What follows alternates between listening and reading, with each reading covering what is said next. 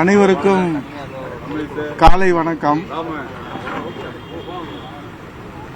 தமிழக அரசியலிலே வெற்றி விளம்பரங்களை முன்னிலைப்படுத்தி வெற்றி விளம்பரத்தால் வெளிச்சம் காட்டி எந்தவிதமான அரசியல் அனுபவம் இல்லாது, பொது வாழ்க்கையிலே எந்தவிதமான அனுபவம் இல்லாது தொடர்ந்து தமிழக அரசியல் அந்த களத்திலே தன்னை முன்னிலைப்படுத்திக் கொள்ள வேண்டும் என்கிற பேராசையினாலே அவதூறுகளை அள்ளி தெளிப்பதிலே தனக்கு நிகர் தான் என்று எலும்பில்லாத நாக்கினாலே, நரம்பில்லாத நாக்கினாலே,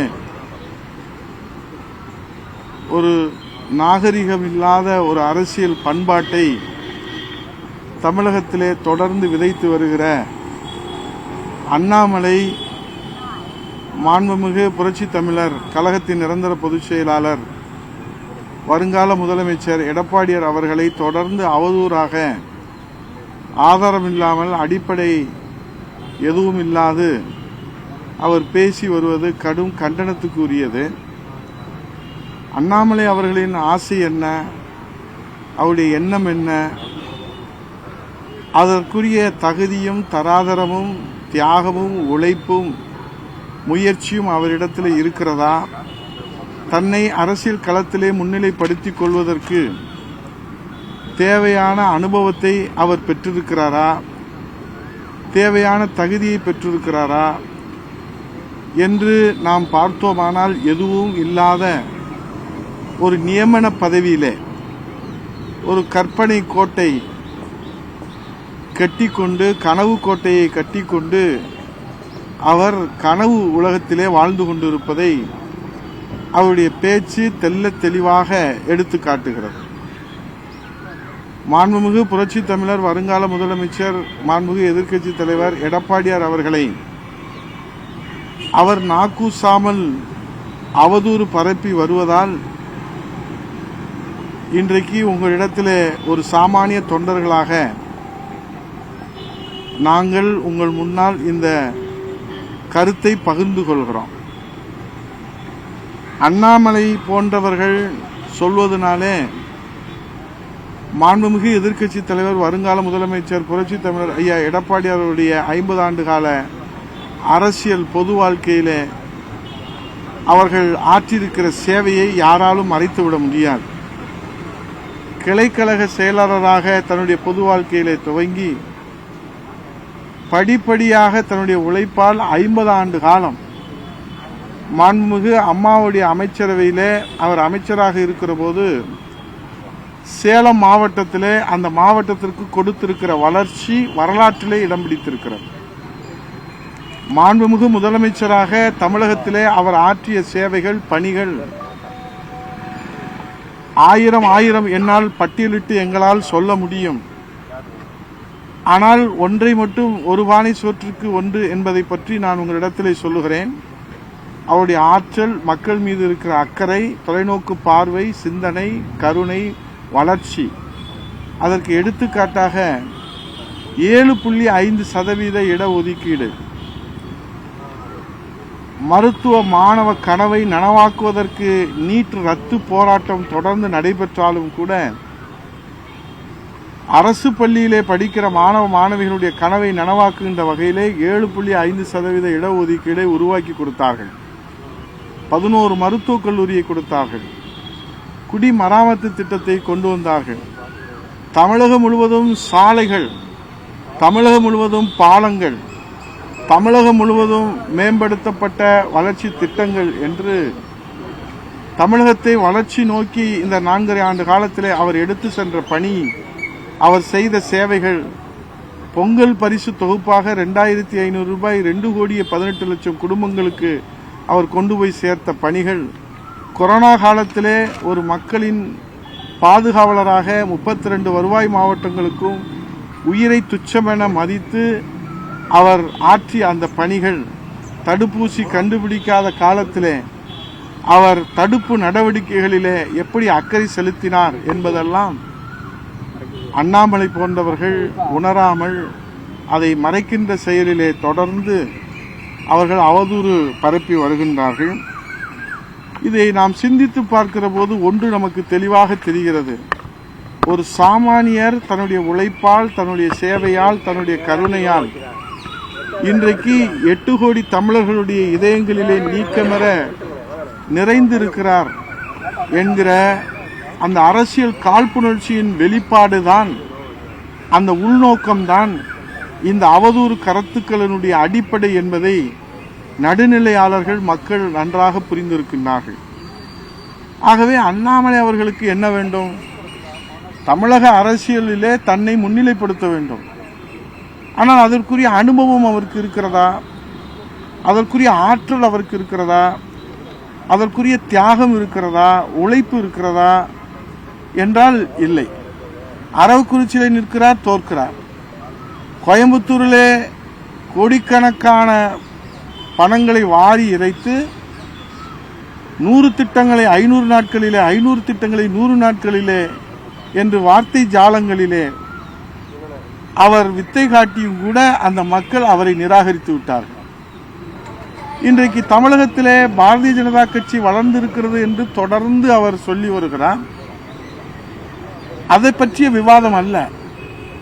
இந்த நாடாளுமன்றத்திலே, இந்த தேர்தலிலே எத்துணை தலைவர்கள், பாரதிய ஜனதா கட்சியுடைய தலைவர்கள், மாண்புமிகு பாரத பிரதமர் தொடங்கி உள்துறை அமைச்சர் அமித்ஷா அவர்கள், நட்டா அவர்கள், தொடர்ந்து 15 அமைச்சர்கள், ராஜ்நாத் சிங் அவர்கள், நிர்மலா சீதாராமன் அவர்கள், இத்தனை 15 அமைச்சர்களை களத்திலே ஒரு முறை அல்ல, 2 முறை அல்ல, தொடர்ந்து தேர்தல் தேதி அறிவிப்பதற்கு முன்பாக, தேர்தல் தேதி அறிவித்ததற்கு பின்பாக பிரச்சாரம் செய்து மாண்புமிகு பாரத பிரதமராக மோடி அவர்களை முன்னிலைப்படுத்தி இன்றைக்கு தமிழகத்திலே ஒரு இடம் கூட அவர்கள் பிடிக்கவில்லை என்று சொன்னால் அதற்கு என்ன காரணம்? அண்ணாமலை போன்ற அவசர கொடுக்கர்கள் இன்றைக்கு அவர்கள் செய்த காரியத்தினால்தான், நான் சொல்லக்கூடாது என்று நான் நினைத்தாலும் சொல்ல வேண்டிய கட்டாயத்திலே நான் இருக்கிறேன். 2014 2019 மாண்புமிகு பாரத பிரதமர் வாரணாசியிலே எத்தனை லட்சம் வாக்குகளில் வித்தியாசத்திலே வெற்றி பெற்றார்? இப்போது எத்தனை லட்சம் வாக்குகள் வித்தியாசத்திலே வெற்றி பெற்றிருக்கிறார்? 5 லட்சம் வாக்கு வித்தியாசத்திலே வெற்றி பெற்றவர் இன்றைக்கு 1.5 லட்சம் வாக்கு வித்தியாசத்திலே 3 சுற்றுகள் அவர் பின்தங்கி அன்றைக்கு வெற்றியை இன்றைக்கு உறுதிப்படுத்தி இருக்கிறார்கள் என்று சொன்னால், 2019 அவர்கள் 300 இடங்களுக்கு மேலே உறுதி செய்யப்பட்டவர்கள் இன்றைக்கு மெஜாரிட்டிக்கு தேவையான 272 கூட தொட முடியாமல் கூட்டணி கட்சிகளுடைய தயவோடு இன்றைக்கு ஆட்சியிலே தொடர்கிறார் என்று சொன்னால், அண்ணாமலை போன்ற தகுதி இல்லாத, அனுபவம் இல்லாத, அரைவேக்காட்டுத்தனமான இன்றைக்கு பேராசையினாலே அவர்கள் எடுத்து வைக்கிற அவதூறு பிரச்சாரங்களால்தான் இந்த பாரதிய ஜனதா கட்சிக்கு பின்னடைவு ஏற்பட்டிருப்பதாக தமிழ்நாட்டு மக்கள் மட்டுமல்ல, இந்திய நாட்டு மக்கள் தீர்ப்பு வழங்கியிருக்கின்றனர்.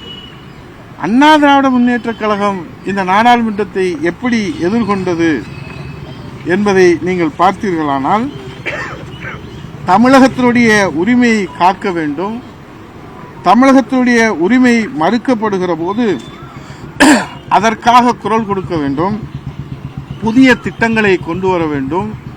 சுதந்திரமாக நாடாளுமன்றத்தில் வெற்றி பெற்றால் அண்ணா திராவிட முன்னேற்றக் கழகத்துடைய நாடாளுமன்ற உறுப்பினர்கள் தமிழக உரிமைக்காக, மறுக்கப்படுகிற தமிழக உரிமையை பெறுவதற்காக சுதந்திரமாக, அழுத்தம் இல்லாமல், குறுக்கீடு இல்லாமல், தடைகள் இல்லாமல் நாடாளுமன்றத்திலே தமிழகத்தினுடைய உரிமை குரலாக கருத்துக்களை எடுத்து வைக்க வேண்டும் என்ற அடிப்படையிலே மாண்புமிகு எதிர்க்கட்சித் தலைவர், முன்னாள் முதலமைச்சர், புரட்சித் தமிழர், வருங்கால முதலமைச்சர் எடப்பாடியாரை முன்னிலைப்படுத்தி மட்டும்தான் இந்த வாக்கு சதவீதத்தை பெற்றிருக்கிறோம். என்ன வாக்கு சதவீதம்? 2019 பாரதிய ஜனதா கட்சியோடு கூட்டணி அமைத்து நாங்கள் பெற்ற வாக்குகளை விட 1% வாக்குகள், அதாவது கூட்டணியோடு சேர்ந்து 19.39%. இப்போது கூட்டணி இல்லாமல் இந்த தேர்தலிலே எடப்பாடியார் அவர்களை முன்னிலைப்படுத்தி 40 நாடாளுமன்றத்திலும் சுற்றுப்பயணம் மேற்கொண்டு 20.46%. ஆக அண்ணாமலை பெற்றிருக்கிற வாக்குகள், பாரதிய ஜனதா கட்சி பெற்றிருக்கிற வாக்குகள் பாரத பிரதமரை முன்னிலைப்படுத்தி 15 மத்திய அமைச்சர்கள், மாண்புமிகு அமைச்சர்கள் வந்து சுற்றுப்பயணம் மேற்கொண்டு அவர்கள் பெற்றிருக்கிற வாக்கு தற்போது குறைந்திருக்கிறது. அண்ணாமலை முன்னிலைப்படுத்தி வாக்குகள் வாங்கவில்லை. அண்ணாமலைக்காக யாரும் ஒரு வாக்குகள் கூட போட்டதாக நமக்கு தெரியவில்லை. பாரத பிரதமரை முன்னிலைப்படுத்தி 15 மத்திய அமைச்சர்கள் தொடர்ந்து பிரச்சாரம் மேற்கொண்டுதான் எத்தனை கூட்டணிகள், பாட்டாளி மக்கள் கட்சி கூட்டணி, அதே போன்று அவர்கள் இருக்கிற SRM கல்லூரி குழுமத்தைச் சேர்ந்த அவர் கூட்டணியிலே இருக்கிறார். அதே போன்று அவர்களுடைய கட்சியிலே சரத்குமார் கூட்டணியிலே இருக்கிறார், டிடிவி கூட்டணியிலே இருக்கிறார், OPS கூட்டணியிலே இருக்கிறார், ஜான் பாண்டியன் அவர் கூட்டணியில் இருக்கிறார், பாட்டாளி மக்கள் கட்சி அவருடைய கூட்டணியில் இருக்கிறது. இத்தனை கூட்டணிகள் வைத்துக்கொண்டு பாரத பிரதமராக அவர்கள் முன்னிலைப்படுத்தி இந்த பெற்ற வாக்குகளிலும் கடந்த தேர்தலை விட இப்போது குறைந்திருக்கிறது. இது யதார்த்தம், அது அவருக்கும் தெரியும். அதை மறைப்பதற்காக, ஆகவே அண்ணாமலை அவர்கள் கட்டுகிற கனவு கோட்டை என்பது டெல்லி தலைமை ஒரு உத்தரவிலே அவர்கள் மாற்றத்தை உத்தரவு போட்டார்கள் என்று சொன்னால் இந்த கனவு கோட்டை தகர்ந்து போகும். ஆகவேதான் அவர் தொடர்ந்து இது போன்ற அவதூறுகளை செய்து கொண்டிருக்கின்றார்கள். மாண்புமிகு பொதுச் செயலாளரை கண்ணாடியிலே பாருங்கள் என்று சொல்கிறார். அவர் முகத்தை அவர் கண்ணாடியிலே பார்த்தால் நல்லது. அது அவர் பார்ப்பாரா பார்க்க மாட்டாரா என்று தெரியாது. இப்போது அவர் என்ன செய்கிறார்? பாரதிய ஜனதா கட்சியில அவரை பார்த்து வருகிற கட்சிக்காரர்களை முன்னிலைப்படுத்துகிறார். அவர்கள் கிரிமினல் பின்புலத்தோடு வருகிறவர்களை முன்னிலைப்படுத்துகிறார். எத்தனை பேர் கைது செய்யப்பட்டு வழக்கு பதிவுபட்டு அந்த கிரிமினல் பின்புலத்தில் இருக்கிறவர்கள், இந்த பாரதிய ஜனதா கட்சி தமிழகத்தில் காலூன்ற வேண்டும் என்று உழைத்த உத்தமர்களை, உழைத்த மூத்தவர்களை, முன்னவர்களை, அனுபவசாலிகளை அவர் திட்டமிட்டு புறந்தள்ளுகிறார் என்ற அந்த குரல் தொடர்ந்து அங்கே ஒலித்துக் கொண்டே இருக்கிறது. அவர்களை எந்த இடத்திலும் அவர் முன்னிலைப்படுத்துவதே கிடையாது.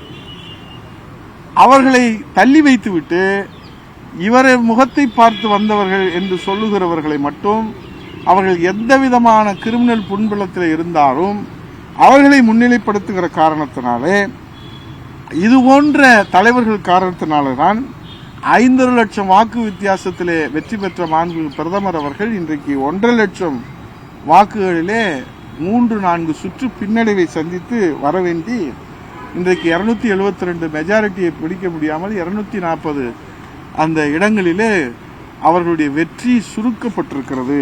இதுதான் யதார்த்தமான உண்மை. ஆகவே இன்றைக்கு கிராமத்திலே சொல்வார்கள், முதலீடு போடாமல் லாபம் எதிர்பார்ப்பவர்களுக்கு ஏமாற்றமே மிச்சமாக இருக்கும் என்று கிராமத்திலே சொல்வார்கள்.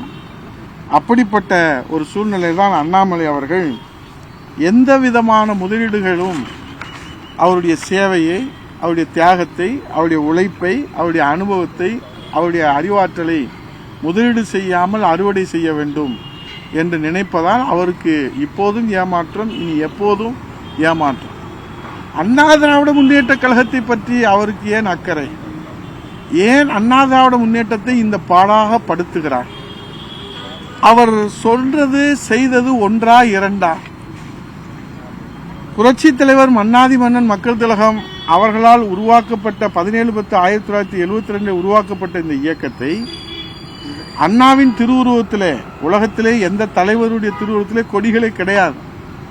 அண்ணாவுடைய திருவுருவத்தில் இருக்கிற அந்த கொடியிலே அண்ணாயிசம் கொள்கையாக கொண்ட அண்ணா அவர்களை பற்றி அவதூறாக பேசுகிறார்.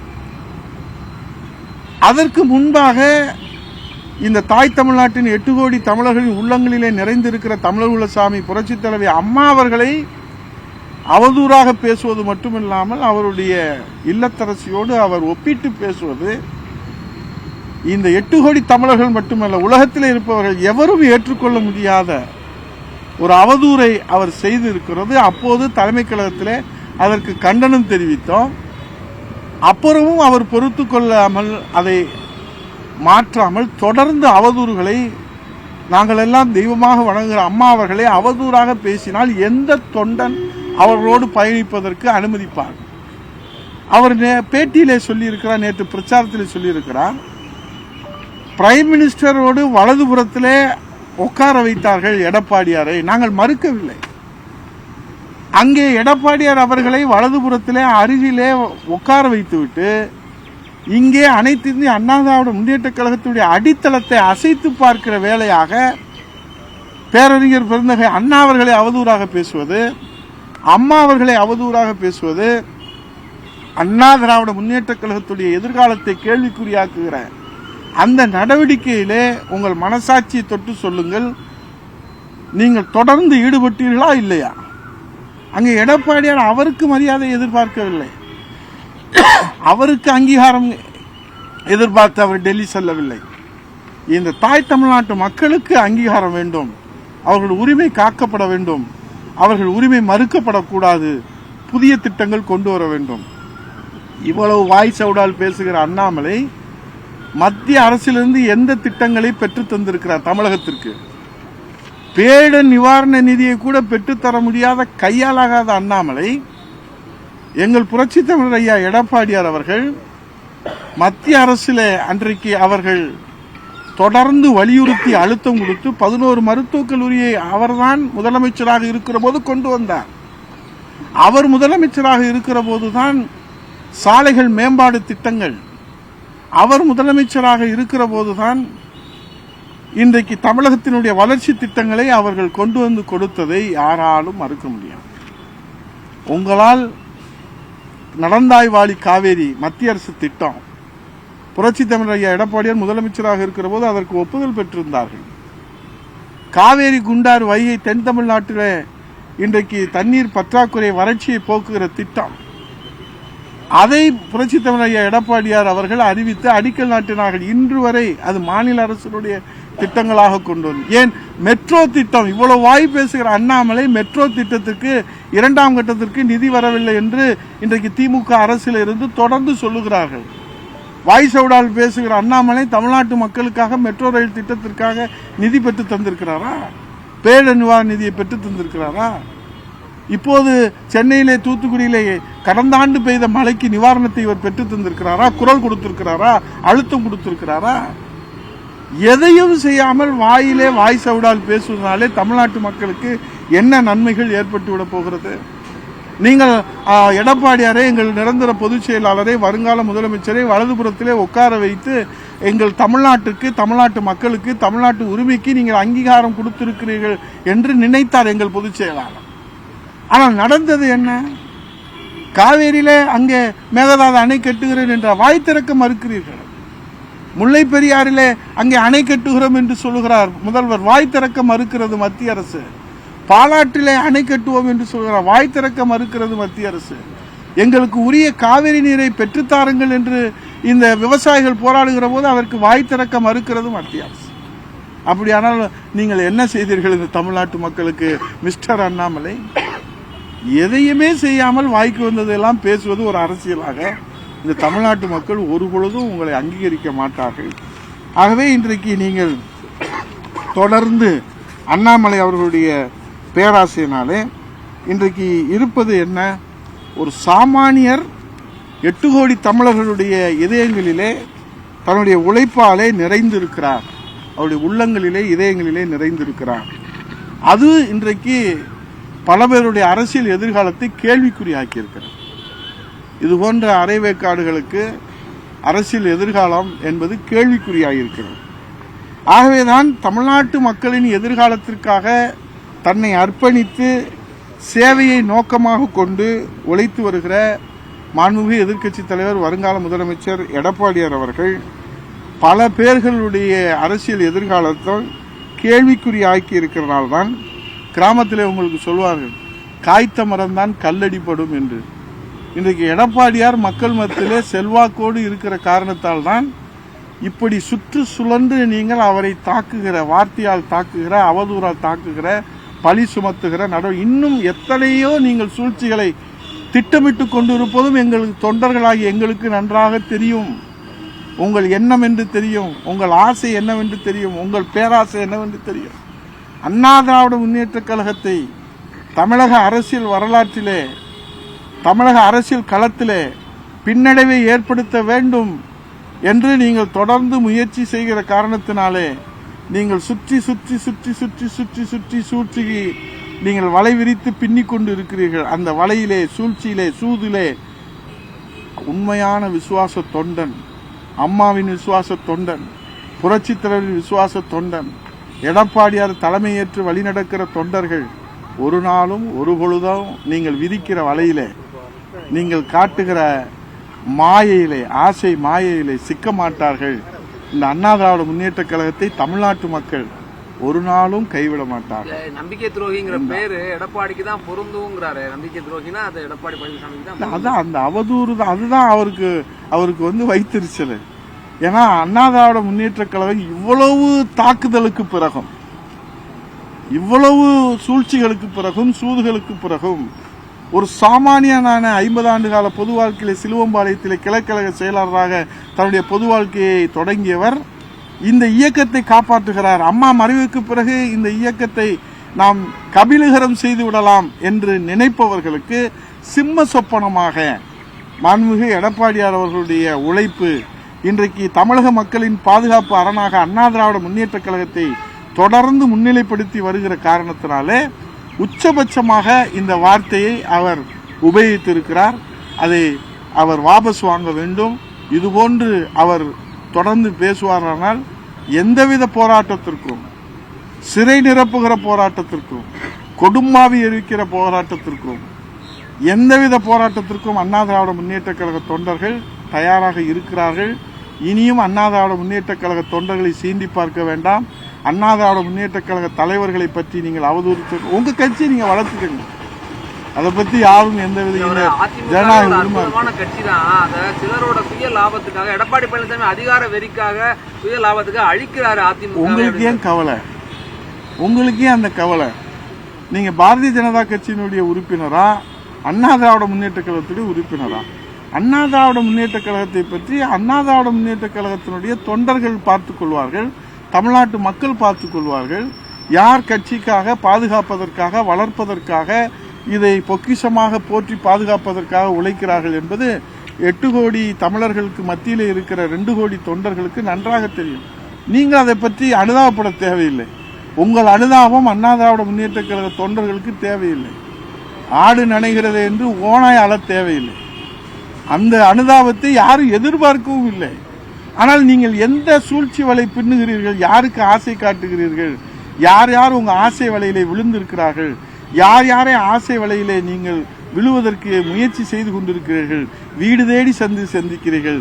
சிறையிலே தள்ளியவர்களை எல்லாம் இன்றைக்கு நீங்கள் வீடு தேடி சந்தித்து ஆசை வார்த்தைகளை கொடுக்கிறீர்களே, அந்த மாய வித்தைகள் எல்லாம் உண்மையான விசுவாச அண்ணா திராவிட முன்னேற்ற கழக தொண்டர்களுக்கு நிச்சயமாக உங்கள் சூழ்ச்சி எடுபடாது. இப்ப அதிமுக பாஜக கூட்டணி வந்திருந்தா அண்ணாமலையோட இந்த பேச்சுகள்லாம் வந்திருக்காம இருந்திருக்குமா? கூட்டணி என்பதை பற்றி பொதுச் செயலாளர் தானாக ஒரு முடிவு எடுக்கவில்லை. மாவட்ட செயலாளர்கள் தலைமைக்கழக நிர்வாகிகள் விவாதம் பண்றாங்க, விவாத பொருளாக தான் அதை முன்வைக்கிறாங்க. அதுல மாவட்ட செயலாளர்கள் அவர்களுடைய அனுபவத்தினுடைய கருத்துக்களை முன்வைக்கிறாங்க. அண்ணா அவர்களை பற்றி, பேரறிஞர் பெருந்தகை அண்ணா அவர்களை பற்றி அவர் பேசுவதும், அம்மா அவர்களை தொடர்ந்து அவதூறு செய்வதும், எந்த சாமானிய இதையெல்லாம் மானம், வெக்கம், ரோசத்தை விட்டுட்டு எப்படி போய் ஒரு கட்சி போய் கூட்டணி வைக்க முடியும்? உங்களுக்கு உண்மையான நோக்கம் எங்களை வளர்ப்பதற்கும் எங்களோடு பயணம் செய்வதற்கும் உங்களுக்கு உண்மையான நோக்கம் இருக்குமே ஆனால் எங்களை புகழ்ந்து பேச வேண்டாம், இழந்து பேசுவதையாவது அவர்கள் நிறுத்தி இருக்க வேண்டும். இதுதானே ஒரு தொண்டனுடைய எதிர்பார்ப்பு. அந்த அடிப்படை எதிர்பார்ப்பை கூட நீங்கள் பூர்த்தி செய்யாமல் தமிழக உரிமையும் நீங்கள் காவு கொடுப்பீர்கள், கூட்டணியில் இருக்கிற கட்சியும் நீங்கள் அவதூறாக அளிக்க நினைப்பீர்கள் என்று சொன்னால் எப்படி அவர்களோடு பயணம் செய்வது? எந்த தொண்டர்கள் அதை ஏற்றுக்கொள்வார்கள்? இதுதான் அன்றைய விவாதத்தில் மைய பொருளாக இருந்தது.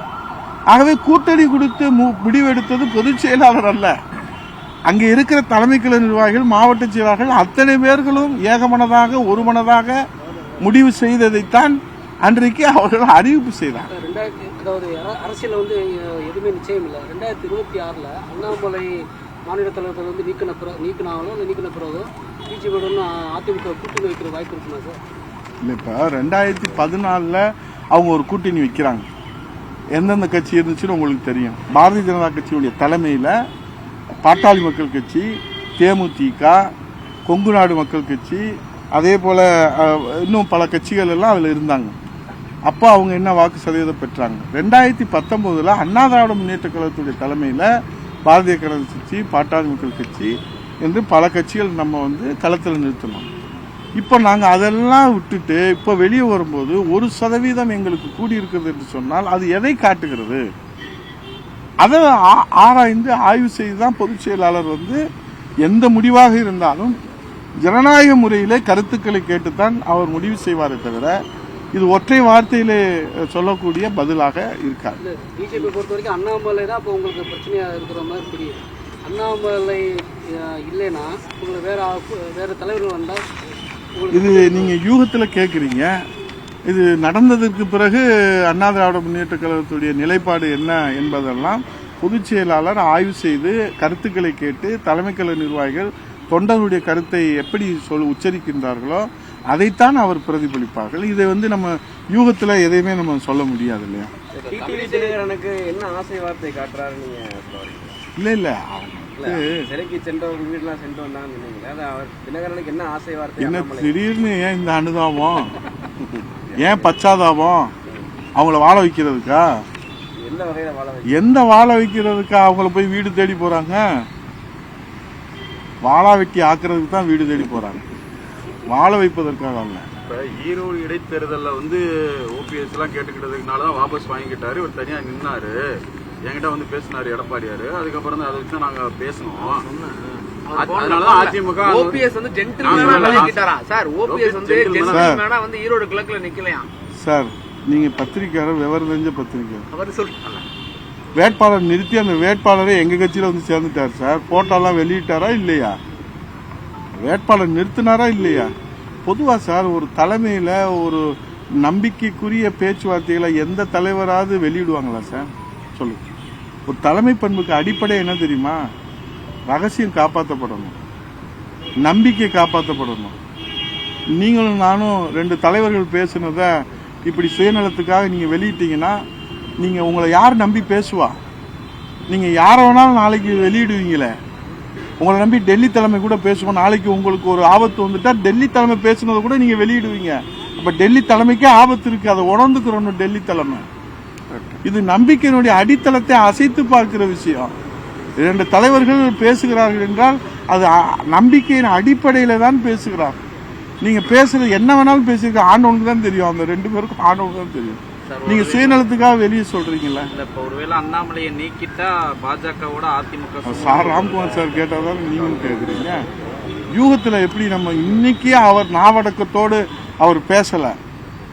இது எதுவும் இது அண்ணா திராவிட முன்னேற்ற கழகம் என்பது இது அநாத கட்சி அல்ல.